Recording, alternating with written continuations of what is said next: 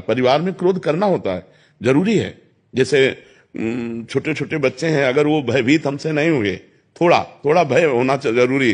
यार अगर हमने जो पापा ने कहा वो पाठ नहीं तैयार किया तो मारेंगे, यार हम कोई गलती करेंगे हमारे पापा जानेंगे, तो उनको भय होना जरूरी। भय से वो सत्मार्ग में चलेंगे, लेकिन इतना भय भी नहीं कि वो आपसे दूरी बना ले।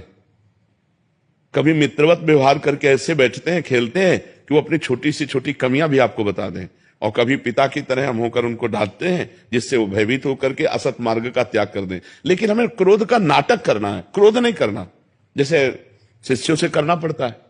तो ये अगर हमको उस समय सोचो तो 100 में 100% हम क्रोधित नहीं हैं, हम अपनी नौकरी निभा रहे हैं।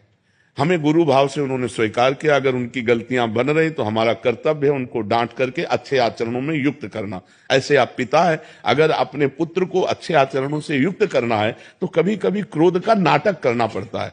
तो अगर पिता का शासन पवित्र है तो अब आजकल शासन ही नहीं रह गया है।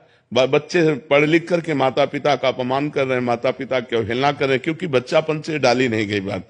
खेलने के लिए मोबाइल दे दिया गया और धीरे धीरे धीरे धीरे वो मोबाइल से इतने गंदे आचरणों में प्रयुक्त हो जाते हैं, इतनी मलिन बुद्धि हो जाती है कि अपने पूज्य माता पिता का अपमान करने लगते हैं और अवहेलना करने लगते हैं, और इतना दूर निकल जाते हैं सतमार्ग से कि लौटना मुश्किल हो जाता है। गंदे गंदे व्यभिचार में, व्यसन में फैल जाते हैं। तो ये क्रोध करना अनिवार्य है, पर क्रोध अंदर से नहीं, बाहर से नाटक करना है। क्रोध का नाटक करना है, अंदर से करोगे तो आप परेशान हो जाओगे। बस वो मारना नहीं है, मारने की एक्टिंग पूरी करने के, बाप रे आज तो बच गए, ऐसा करना है। क्रोध का अंदर हृदय में प्रवेश ना होने पाए, अगर बाहर से हम नाटक करें तो अच्छा रहेगा। परिवार में अगर अब माता पिता शराब पी रहे हैं, माता पिता गंदी बातें कर रहे हैं, माता पिता गंदे दृश्य देख रहे हैं, तो बच्चों पर आचरण नहीं पड़ेगा।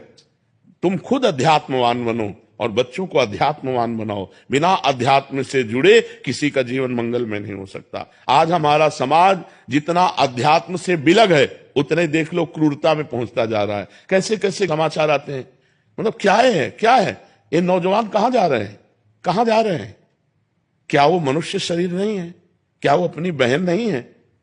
आप कैसा व्यवहार कर रहे हैं? अध्यात्म तो चराचर जगत को मंगल में बना दे, लेकिन जुड़े ना जब, अब वो राक्षसी प्रवृत्ति से जुड़े, आधुनिकता से जुड़े, मंगल में भाव है नहीं, तो देखो कैसी कैसी गंदी बातें होती है। अब आजीवन सजा होगी, एक गलती का परिणाम आजीवन सजा, जीवन बर्बाद हो गया। पढ़ाई लिखाई स्वस्थता सब जाओ जेल, या तो फांसी की सजा या तो जेल। ऐसे ऐसे आचरण होने लगे हैं। तो हमें लगता है बहुत संभलना चाहिए और अध्यात्म में जुड़कर भगवान का नाम जब अपने बच्चों से भी कराना चाहिए।